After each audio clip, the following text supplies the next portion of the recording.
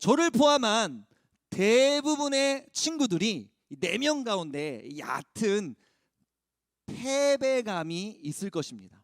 왜냐하면 우리가 매주 이렇게 예배를 통해서 말씀을 듣잖아요. 그리고 말씀을 듣고 말씀대로 살아야지 결단을 하곤 하지만, 특별히 1년에 2번 정도 있는 겨울수련회, 여름수련회 때는 막 눈물까지 흘리면서 좀 더 평소보다 더 세게 결단하죠.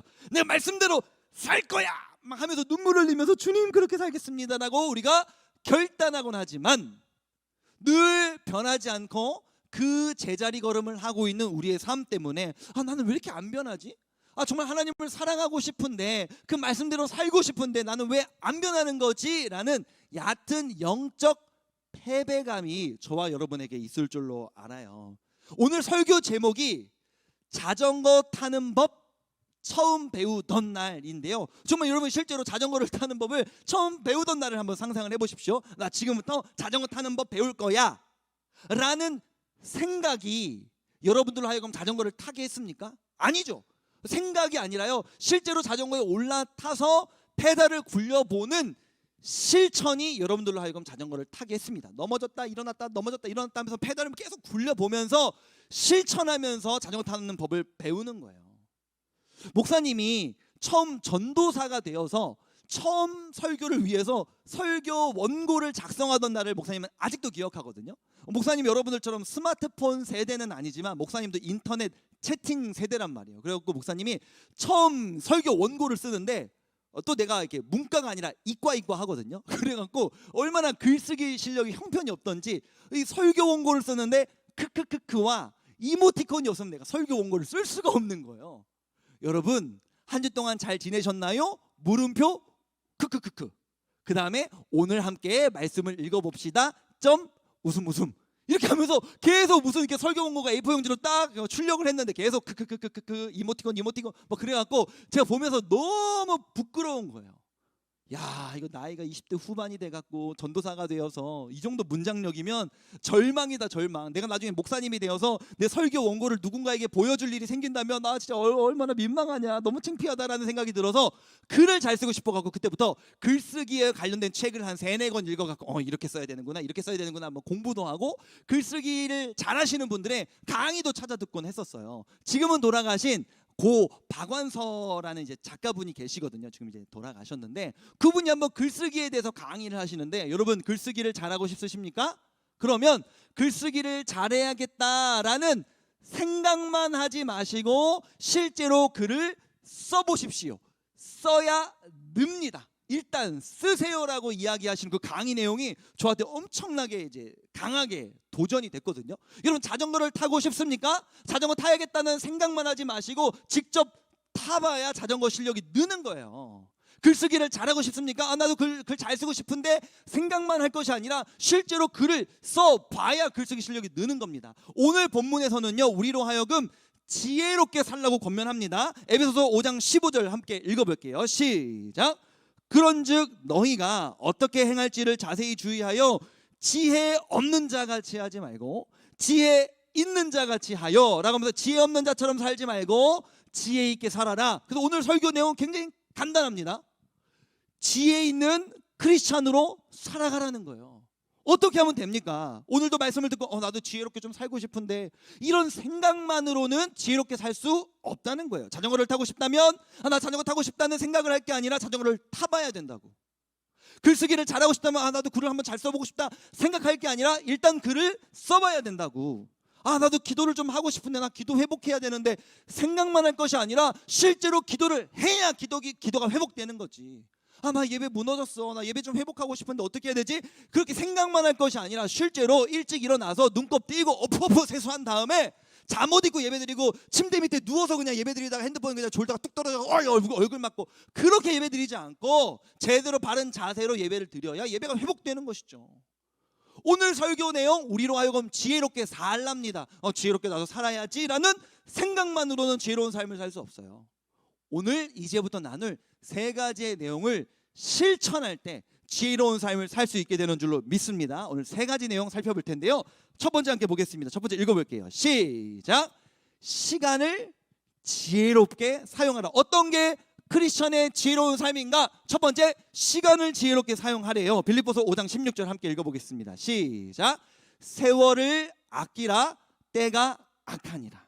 아멘. 여기서 말하는 세월이라는 단어를요, 성경 원어인 이 그리스어 헬라어로 보니까 카이로스라는 단어로 쓰였는데요, 이 카이로스는 세월로 번역이 됐지만 시간으로도 번역할 수 있고 기회로도 번역할 수 있습니다. 그래서 이 원문을 직역을 하면 세월을 아끼라라는 이 문장이요, 시간을 구하라라는 문장이라고 하더라고요.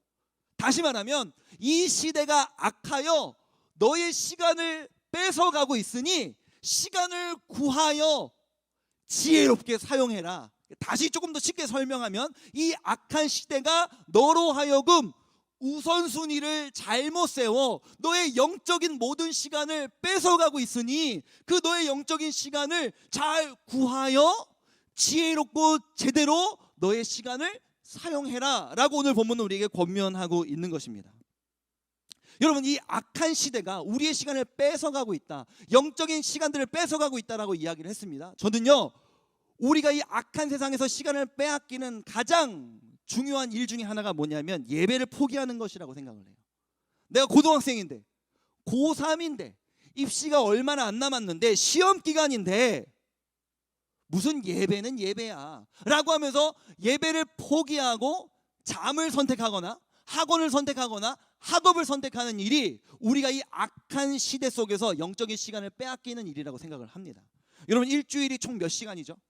24시간 곱하기 7, 24 곱하기 7은 보고 읽을 거야. 168시간! 168시간 중에 우리가 예배드리는 시간 몇 시간입니까? 단 1시간, 168분의 1. 그 168분의 1마저도 여러분들 제대로 중심을 갖춰서 드리고 있습니까? 11시부터 12시까지 여러분 제대로 참여하셨어요? 오늘 11시에 예배 들어오셨습니까? 아니면 찬양 중간에 들어오셨습니까? 아니면 설교 시작할 때쯤, 설교 찬양할 때쯤 들어오셨습니까? 아니면 지금 들어오는 친구들이 있습니까? 여러분의 168분의 1도 아니잖아요. 혹시 예배를 잘 지키는 친구들이 오늘 이제 훈련 광고가 나갔는데, 목사님 저도 이번 학기 훈련 잘 받고 싶어요. 훈련이 2시간 정도 진행이 되거든요. 그러면은 훈련 2시간, 168분의 예배 1시간, 훈련 2시간, 168분의 3. 일주일 중에 영적으로 집중하는 시간 168분의 3시간. 훈련받는 친구들이 매일매일 큐티하고 매일매일 말씀을 읽는다고, 기도를 한다고 가정을 해봅시다. 여러분, 큐티 30분 해요? 큐티 한 다음에 기도 30분 합니까? 아니지. 그러나 많이 한다고 가정을 해서 1시간이라고 칩시다. 그러면은 예배 시간 168분의 1, 그 다음에 훈련 168분의 2, 벌써 이제 머리에 과부하가 오잖아요. 그다음에 플러스 168분의 7, 그 경건 시간 다 더하면 168분의 10, 이거를 약분하면 84분의 5. 나 이과 출신이라고 그랬잖아 내가. 다 암산을 다 해서 내가 84분의 5 맞지? 그래, 그렇게 해갖고 우리가 아무리 영적으로 집중하려고 해도 일주일 중에 우리가 최대한으로 할 수 있는 것이 168분의 10입니다. 그런데 168분의 그 1밖에 안 되는 거, 그것마저도 우리가 영적으로 포기하고 양보하고 물러서기 시작한다면 과연 이것이 성경이 말하는 지혜로운 시간 사용이라 할 수 있을까요? 예배 대신 학원을 선택하여서 168분의 1을 일주일 중에 그 1시간을 예배를 대신해서 학업을 선택하면 성적이 오를까요? 성적이 드라마틱하게 팍팍팍팍 올라갈까요? 저는 절대로 그렇지 않다고 생각합니다. 168분의 1밖에 안 되는 시간이지만 일주일에 한 번 있는 이 시간을 통해서 여러분들이 하나님의 말씀을 통해 때로는 위로를 받고, 때로는 도전을 받으며, 때로는 하나님이 주시는 지혜로 우리가 학업을 해 나간다면 168분의 1을 예배에 드렸을지 몰라도 그 나머지 168분의 167시간 가운데 하나님께서 지혜로 여러분의 삶에 더 역사하실 줄로 믿습니다. 그럴 때도 학업의 효율이 있다고 저는 확신합니다. 혹시라도 내가 고3이어서 예배를 안 드리고 그냥 학원을 다녔더니 나 모의고사 성적 실제로 뻑뻑뻑뻑 엄청 많이 올랐어 하는 친구들이 저는 제일 위험하다고 생각해요. 혹시라도 그런 친구들이 있다고 가정을 해봅시다. 칩시다. 그런 친구들은요, 어떤 생각을 하게 돼요? 내가 예배를 안 드렸더니 내가 하나님과 멀리 했는데도 불구하고 내 인생 잘 되네, 잘 풀리네. 저는 그런 친구들이 제일 위험하다고 생각해요. 그런 친구들이 그런 삶의 방식으로 평생을 살아간다고 생각을 해보십시오. 그 인생의 결국 종말이 어떠하겠습니까? 생각만 해도 아찔한 거 아닙니까? 오늘 본문은 우리에게 이 악한 시대가 너희들로 하여금 우선순위를 잘못 세워 영적인 시간을 포기하라고, 우리의 영적인 시간을 다 훔쳐가고 있으니 제대로 우선순위를 두어서 예배할 시간에 예배하고 기도할 시간에 기도함으로 너의 영적인 시간을 잘 구해내어 지혜롭게 제대로 시간을 활용하라고 우리에게 권면하고 있습니다. 이렇게 지혜로운 삶을 지혜롭게 시간 활용을 할 수 있는 저와 여러분이 되셨으면 좋겠어요. 두 번째로 우리 함께 읽어볼게요. 두 번째 자막입니다. 시작. 주님의 뜻을 구하라. 빌립보서 5장 17절을 보니까 크리스천의 지혜로운 삶 두 번째는 주님의 뜻을 구하는 거래요. 함께 읽어볼게요. 시작. 그러므로 어리석은 자가 되지 말고 오직 주의 뜻이 무엇인가 이해하라. 네 생각대로 사는 어리석은 삶 살지 말고 주님의 뜻을 이해하여 주님의 뜻대로 사는 지혜로운 삶으로 살아가라 라고 우리에게 권면하고 있는 것입니다. 물론 우리 다 지혜롭게 살고 싶지. 근데 나를 향한 주님의 뜻이 뭔지 우리가 모르는데 어떡해? 여러분의 삶을 향한 주님의 뜻은 무엇입니까? 이거 좀 어렵잖아요. 그래서 오늘 제가 딱 정확하게 알려드릴게요. 데살로니가전서 4장 3절을 보니까 우리를 향한 하나님의 뜻이 나와요. 함께 읽어보겠습니다. 시작. 하나님의 뜻은 이것이니 너희의 거룩함이라. 우리의 삶을 향한 하나님의 뜻, 주님의 뜻 간단하네요. 뭐래요? 거룩함. 거룩하게 사는 것이 주님의 뜻이래요. 여러분, 거룩이 뭡니까? 홀리 홀리 홀리. 우리가 이렇게 찬양할 때 거룩이 영어로 홀리잖아요. 야, 너 되게 홀리하다 할 때 그 거룩이 어떤 의미예요? 야, 너 세상과는 구별되어 뭔가 다르다. 세상과는 구별된 뭔가 깨끗함이 너에게 있다. 이것을 우리가 거룩이라고 이야기하잖아요. 이렇게 살아가는 것이 주님의 뜻이라는 거예요. 그러니까 우리는 모든 우리가 만나는 상황 가운데 어떻게 우리가 결정하는 것이 세상과는 다른 깨끗한 주님이 기뻐하시는 결정일까라고 생각해 보면 된다는 거예요. 한번 예를 들어볼까요? 조금 전에 얘기를 했지만 학원 보충 시간 아니면 학원 시간, 늦잠과 예배 시간이 부딪힐 때 무엇이 세상과 구별된 지혜로운 주님이 기뻐하시는 선택이겠습니까? 주님이 여러분에게 예배 땡땡이 치고 학원 가라고 하실까요? 전혀 아니죠. 이렇게 공식처럼 대입을 해보면 너무나 답은 명쾌하고 뻔하게 나오는 거예요. 친구와 다툼이 생겼을 때 세상의 이치는 무엇입니까? 그 친구가 나한테 오만큼 공격을 하여 오만큼의 내가 손해를 받았다면 나도 오만큼 이 아니라 그냥 내가 할 수 있는 모든 이 관계와 모든 힘을 동원하여 5가 아니라 그냥 10, 20, 30을 그냥 에너지 팡! 갚은 대로 돌려주는 것이 아니라 갚은 것에 당한 것에 배로 이거 돌려주고 싶은 것이 인간의 마음이고 세상의 이치잖아요. 그 친구들과 그런 갈등이 생겼을 때 이런 세상의 이치가 아니라 세상과는 구별된 깨끗한 삶이란 무엇일까? 그래 고민해 보면 이 관계 속에서 내가 어떤 행동을 해야 되는지가 명쾌하게 나오는 것이거든요. 여러분, 요즘에 이성 친구하는 친구들 있나요? 부럽습니다. 이성 친구하는 친구도 있을 수 있는데요. 이성 교제 하는 친구들 중에 이런 친구가 있을 수 있어요. 성적인 위기가 찾아왔을 때, 이 둘과의 관계 속에서 너무나 긴밀하고 은밀한 성적인 위기가 찾아올 때 어떻게 하는 것이 세상과는 다르게 구별되어 하나님이 기뻐하시는 깨끗한 삶을 사는 것일까라고 우리가 이 공식을 대입해 보면 답은 명쾌하게 나온다는 것이죠. 입시에 있어서도 마찬가지입니다. 입시에 대해서 내가 어떤 생각을 갖고 있는 것이 세상과는 다른 주님이 기뻐하시는 거룩한 생각일까라는 공식을 대입해 보면 정답은 되게 명쾌한 거예요. 주님이 더 높은 대학 가라고 여러분에게 요구하십니까? 절대 아닙니다. 여러분, 혹시 누군가에게 너 공부 열심히 해서 좋은 대학 가야 하나님도 기뻐하시고 하나님도 영광 받으시는 거야 라는 말을 들어보신 적이 있습니까? 저는 그거 완전한 새빨간 거짓말이라고 생각합니다. 성경에 어디 그런 얘기가 나옵니까? 있으면 제발 좀 알려주십시오. 수많은 성경을 연구하고 수백 편의 설교를 준비하면서 저는 한 번도 그런 구절을, 그런 뉘앙스조차 비춰지는 구절을 찾은 적이 없는데요. 저는 그것이 인간의 욕심을 신앙이라는 것으로 둔갑시켜 거짓말하는 거라고 생각을 해요. 어디 하나님께서 우리가 좋은 대학 가야 영광 받으신다고 하십니까? 성경에 보면 바울이라는 인물이 나오잖아요. 신약 성경에 우리 바울, 지금 에베소서도 바울이 쓰고 있는 거잖아요.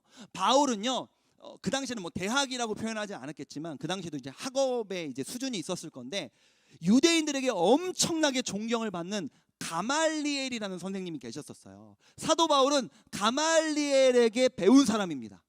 엄청나게 고학력자라는 이야기예요. 그래서 바울은 스스로를 소개할 때 나는 바리새인 중에 바리새인이다 이렇게 소개했어요. 나는 가말리엘에서 배웠으며 바리새인 중에 바리새인이다. 오늘날로 표현하면 약간 이렇게 서울대 출신이다 이렇게 생각을 해도 무방합니다. 그 당시에 가장 똑똑한 사람이었으니까요. 서울대 출신이었는데도 불구하고 하나님께서 그에게 진로를 결정해 놓으셨는데 그의 진로는 무엇이었냐면 이방인을 위한 사도였어요.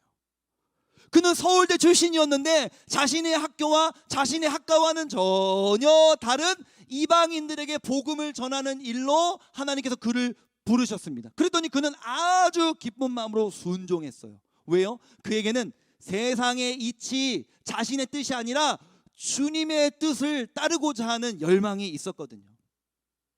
우리의 높은 대학, 더 유명해지는 것, 돈 많아지는 것을 추구하는 것, 그리고 그것을 과연 주님이 기뻐하신다고 우리가 거짓말해서 이야기하는 건 저는 전혀 아니라고 생각합니다.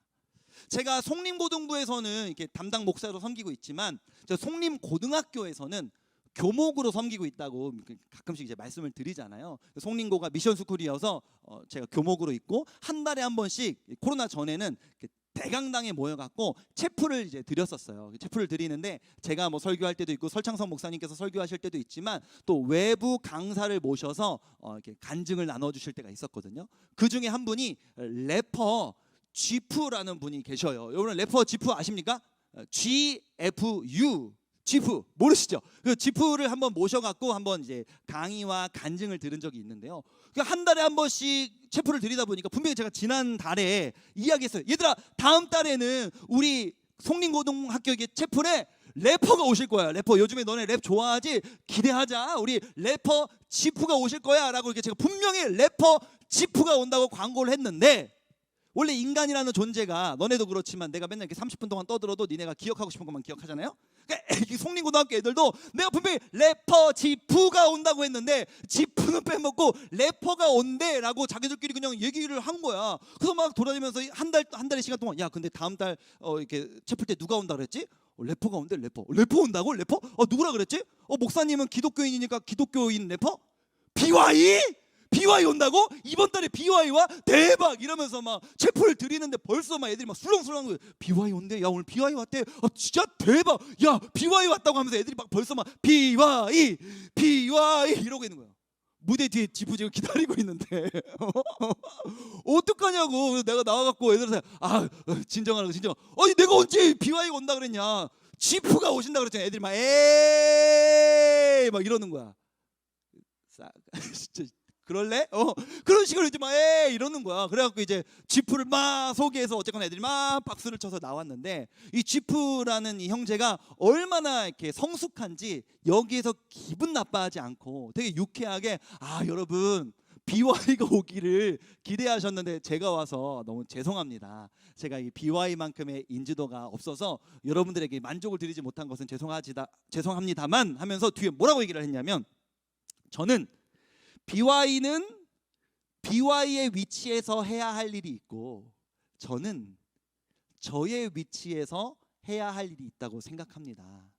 제가 만약 BY였다면 이 자리에 오늘 와서 여러분을 만나지 못했겠죠. 이렇게 이야기를 하는 거예요. 그렇습니다 여러분. BY는 송림고 채플에 오지 않습니다. 저도 BY 모시고 싶어요.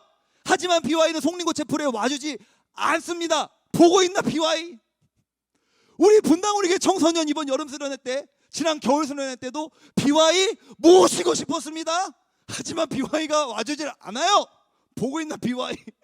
BY가 나쁘다는 게 아니라 BY는 BY가 있는 그 자리에서 BY가 만나는 사람들 속에서 그가 전하는 예수님 그 사역이 그 사명이 고귀하고 가치 있다라고 저는 생각합니다. 반대로 지프가 갈 수 있는 곳곳에서 예수님을 전하는 그의 사명과 인생이 저는 너무 존귀하다고 생각을 해요. 분명한 것은 하나님 나라의 관점에서 BY가 하는 사역이나 지프가 하는 사역이나 주님 앞에서 동일한 줄로 믿습니다. 동일한 가치가 있는 줄로 믿습니다. 하나님 눈에는 BY나 지프나 동일하게 아름다운 존재인 줄로 믿어요. 그래도 여러분은 BY 하고 싶죠?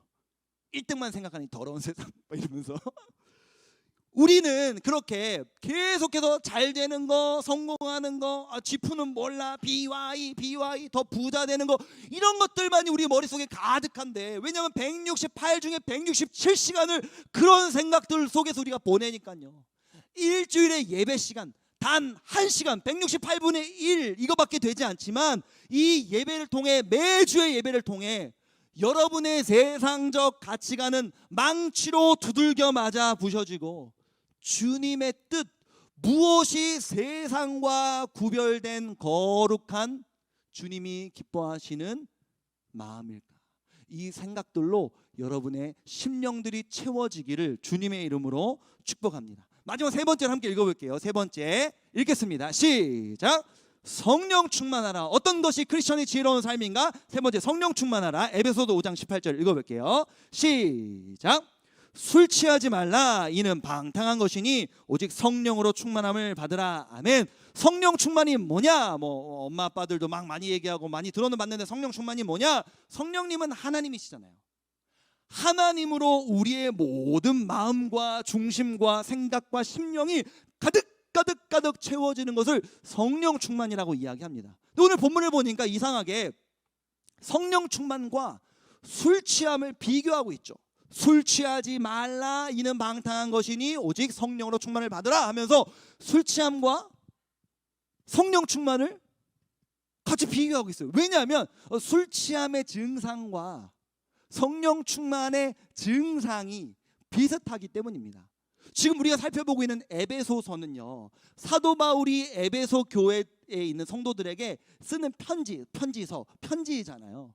그런데 그 당시는요, 로마 시대였어요. 로마 시대. 그 로마 시대에서도 에베소는요, 굉장히 중요한 행정구역 중 하나였습니다. 그 로마는 그리스 로마 철학과 그리스 로마 신화의 이 세계관을 가지고 있다라고 제가 누누이 말씀을 드렸었는데요. 그리스 로마 신화에 보면 술의 신이 등장합니다. 술의 신. 디오니소스라는 술의 신이 등장하는데요.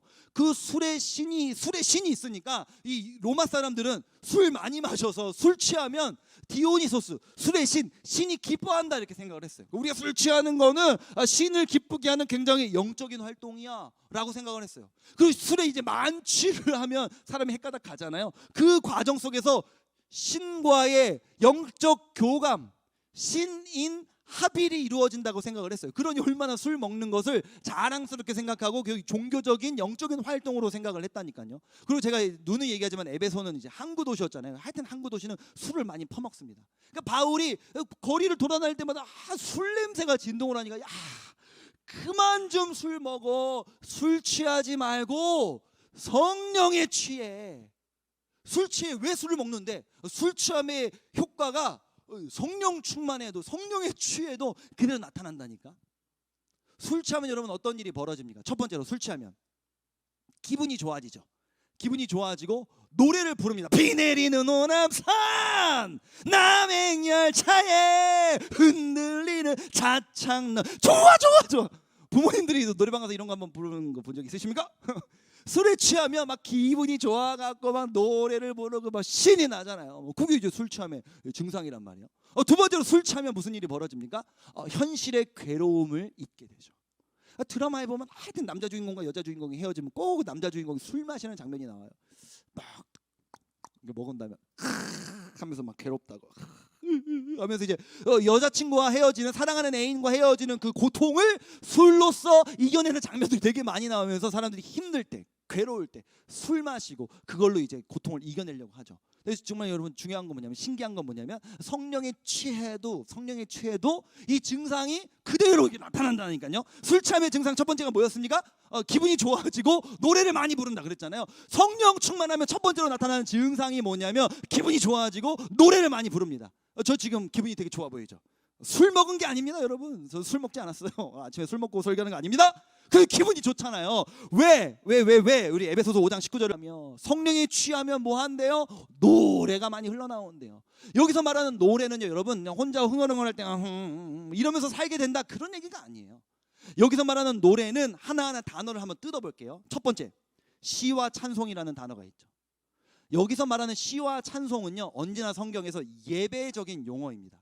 예배 때 부르는 찬양이 시와 찬송이에요. 또 신령한 노래들, 그냥 노래가 아니라는 걸 알 수 있죠. 영적인 노래들. 그런데 이 영적인 노래를 혼자 부르는 게 아니라 서로 화답한대요. 이게 무슨 말입니까?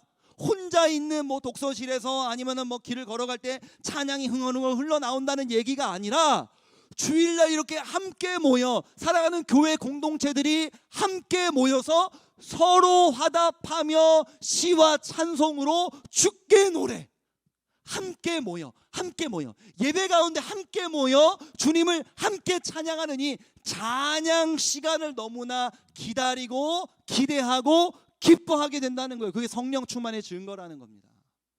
두 번째로 술 마시면 나타나는 증상이 뭐였어요? 괴로움을 잊게 되죠. 성령 충만해도 현실의 괴로움을 모두 잊게 되고 잊을 뿐만 아니라 오히려 감사하게 됩니다. 우리 에베소서 5장 20절 말씀 함께 읽어볼게요. 시작. 범사에 우리 주 예수 그리스도의 이름으로 항상 아버지 하나님께 감사하며. 여기도 또 단어를 좀 한번 뜯어보면 첫 번째 범사에라고 나오네요. 범사에는 언제나라는 말이에요. 언제나. 중간에 항상이라는 단어도 있네요. 범사에 언제나 항상 감사하게 된다는 거예요. 성령에 충만해지면 입시가 내 뜻대로 이루어지지 않아도 감사. 내 뜻대로 이루어져서 서울대에 갔는데도 불구하고 전혀 내 학교와 내 학과와는 상관없는 이방인의 사도로서 나를 부르신다 할지라도 주님의 뜻에 순종할 수 있는 믿음 주셔서 주의 부르심이 있기에 내 뜻과는 달라도 감사할 수 있고요. 소중한 친구 혹은 이성 친구와 다투거나 관계가 틀어졌어도 이 과정 가운데 주님께서 나를 가르치실 것이기 때문에 감사. 때로는 힘겨운 부모님과의 관계, 가정 환경 속에서도 이 과정을 통해 나를 성장시키실 것이기에 감사. 범사에 항상 감사할 수 있게 된다는 것이죠. 우리 오늘 말씀을 기억하면서 함께 찬양하길 원하는데요, 우리 반주가 흘러나오는 동안 오늘 말씀을 좀 정리하려고 합니다. 오늘 설교 제목은 자전거 타는 법 처음 배우던 날이었습니다. 자전거 잘 타고 싶으면 자전거 잘 타고 싶다 생각만 해서 될 것이 아니라 직접 자전거를 타봐야 됩니다. 실천해봐야 자전거 느는 거예요. 오늘 설교 내용 간단합니다. 지혜롭게 살래요. 나도 오늘 말씀 듣고 난 지혜롭게 살 거야 라는 결단으로는 지혜롭게 살 수 없어요. 오늘 주어진 이 세 가지 내용을 붙잡고 지혜롭게 사는 삶을 실천해야 지혜로운 삶을 살 수 있는 것이죠. 세 가지가 뭐였습니까? 시간을 지혜롭게 사용해라. 첫 번째로 시간을 지혜롭게 사용해라. 이 악한 시대가 너로 하여금 영적인 우선순위를 잘못 세워 너희들의 모든 영적인 시간을 훔쳐가고 있으니 시간을 구하여라. 시간을 구하여서 우선순위를 바로 세워 영적인 시간을 회복해라. 이 시간들을 다시 구해내라. 살려내라. 168분의 1 밖에 되지 않는 이 예배 시간을 놓치지 말아라. 두 번째로 주님의 뜻을 구하라. 내 뜻대로 사는 어리석은 삶이 아니라 주님의 뜻대로 세상과는 구별된 삶을 살거라. 168분의 167시간 동안 세상의 가치관에 찌들어 있는 우리, 일주일에 168분의 1밖에 되지 않는 너무나 미비하고 작은 수이지만 이 1밖에 되지 않는 숫자에 강력한 능력이 임하여 일주일 동안 찌들어 있던 이 세상적 가치관을 모두 다 박살내고 주님의 뜻으로 우리의 심령을 채우실 것을 믿습니다. 매 주일 예배가 여러분들에게 이런 역사가 일어나는 예배가 되기를 소망해요. 마지막 세 번째로 성령 충만해라. 성령 충만한 사람들은 공동체가 함께 모여 하나님께 예배하고 찬양하는 이 시간을 기다리고 즐거워합니다. 그 시간 속에서 우리가 은혜가 넘쳐날 때 어떤 상황 가운데에도 범사에 항상 감사할 수 있게 되는 줄로 믿습니다. 우리 함께 찬양할 때 하나님, 우리의 매 주일의 예배의 기쁨과 감격이 회복되길 원합니다. 은혜 주십시오. 그 간절한 소망으로 소망을 담아 우리 함께 찬양하길 원합니다. 우리 모두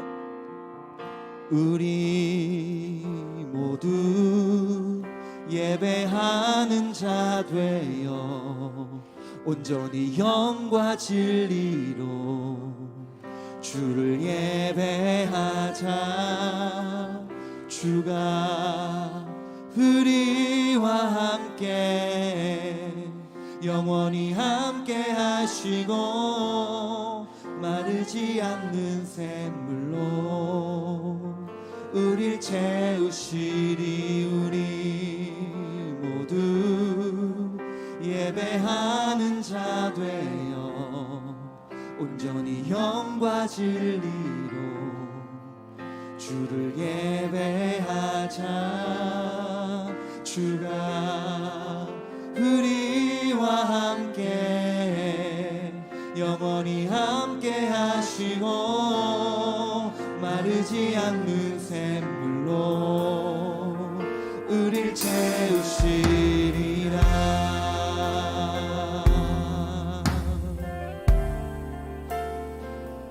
오늘 말씀을 기억하시면서 주님 예배에 대한 기대와 감격을 회복시켜 주십시오.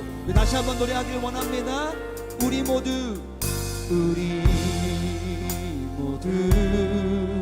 예배하는 자 되어 온전히 영과 진리로 주를 예배하자.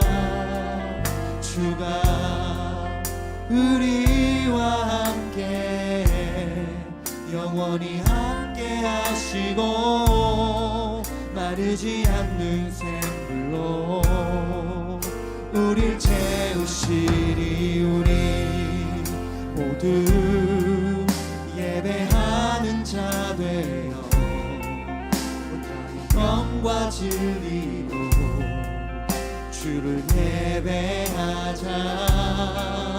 주가 우리와 함께 영원히 함께 하시고 마르지 않는 샘물로 우릴 채우시리. 우리 모두 예배하는 자 되어 온전히 영과 진리로 주를 예배하자. 주가 우리와 함께 영원히 함께 하시고 마르지 않는 샘물로 우릴 채우시. 우리 함께 목소리 높여 고백하길 원합니다. 우리 모두 예배하는 자 되어 온전히 영과 진리로 주를 예배하자.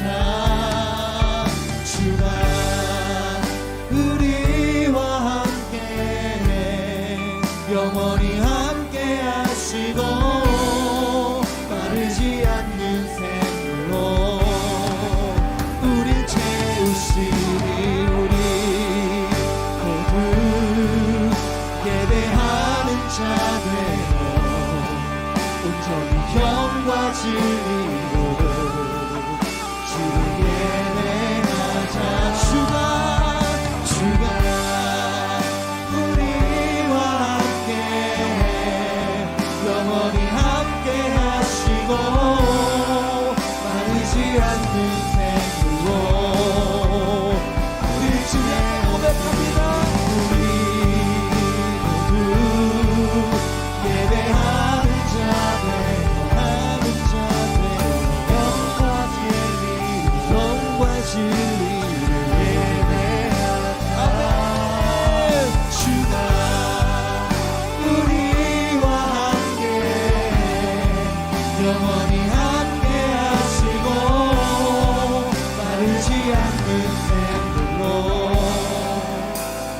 채우시리라. 우리 함께 기도하기를 원합니다. 여러분, 이 악한 세상이 여러분의 영적인 시간들을 다 빼앗아 가려고 하고 있습니다. 그 시간을 구해내어 지혜롭게, 진정하게, 가치 있게 제대로 사용하십시오. 168분의 1밖에 되지 않는 이 예배 시간을 양보하지 마십시오. 포기하지 마십시오. 168분의 1밖에 되지 않는 초라한 숫자지만 이 숫자에 하나님께서 능력을 부어주셔서 168분의 167시간 세상 속에 찌들어 있던 우리의 모든 가치관들을 갈아엎으실 줄로 믿습니다. 그 모든 잘못된 가치관들은 주님께서 깨뜨리시고 주의 뜻으로 우리에게 채워주실 줄로 믿습니다. 여러분, 성령 충만하십시오. 공동체와 함께 모여 찬양하며 예배하기를 기뻐하십시오. 하나님, 나의 예배가 회복되기를 원합니다. 다음 주부터 드려지는 오늘 예배를 내가 어떻게 참여했다 할지라도 다음 주부터 드려지는 예배는 오늘과는 다른 예배로 하나님 앞에 생각만 할 것이 아니라 실천적으로 우리의 3일 삶을 돌이킬 수 있도록 은혜 베풀어 달라고, 주님, 나의 예배가 회복되기를 원한다고 우리 합심하여 주여 한번 부르시고 동성으로 기도하십니다. 주여,